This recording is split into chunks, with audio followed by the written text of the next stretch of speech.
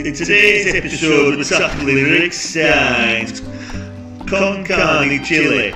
That's in Mexico, but let's go! First up, gather your ingredients: 50 grams of dried guajillo chilies, 4 large ripe tomatoes, 4 cloves of garlic skin on, 1 kilo of braised steak which you cube, 1 large onion, some ground cumin, dried oregano,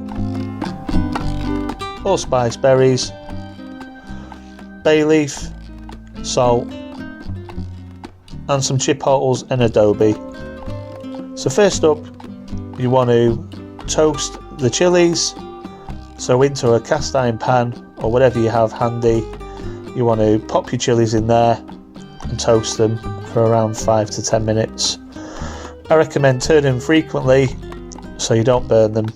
If you do burn them, you may get a bitter aftertaste in the food. One thing I did forget that's in the recipe is to de-seed the chilies, so I'll have to remember next time. So as I say, keep flipping them, and this is the colour I achieved, and I reckon I could have gone longer, but I just didn't want to risk burning them. So once they're toasted, get them into 450 ml of just boiled water and submerge. Next, onto the sauce. I've got the tomatoes and garlic in a dry pan to give them a char. You want to give yourself about 30 minutes for this, and it's quite time consuming. Now as the tomatoes start to cook, you want to get yourself some tongs because they get pretty hot. The last thing is you want burnt digits, so I recommend getting the tongs out to move them around.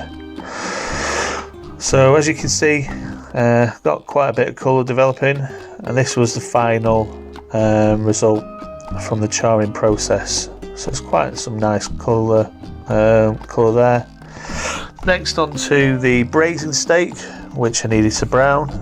So add some corn oil to a casserole pan, spread that around, get it onto a medium-high heat. You want to get that searingly hot so you can really get a decent seal on the meat and caramelisation, which will add flavour to the dish. So you want to do this in batches, and the reason is that if you popped all the meat in, it will lose heat and you risk broiling them rather than braising them. So as you can see, I've delicately dropped the first layer in, and I felt like the caramelisation could have been better. So over the next 2 or 3 batches I just left them in longer and longer, and I recommend you do the same, because you get such a good dark deep and crust if you are brave and leave it longer. As you can see here, that's my last batch there. Super dark, super tasty. So get them all on a plate and put to one side. And the next thing we're going to do is we're going to tackle the sauce. So for the sauce, you want to get the chilies out of the water and into a food processor. Now I would recommend get them into a NutriBullet or something similar, because I kept finding skin in the meal, and I was really disappointed because it's the only thing that didn't work out on the meal. So remember to remove the stalks as well, because I nearly forgot to. So you pop all those in, you add some of the retained water. I added about 200 ml or so, because the chilies have retained a lot of the water anyway.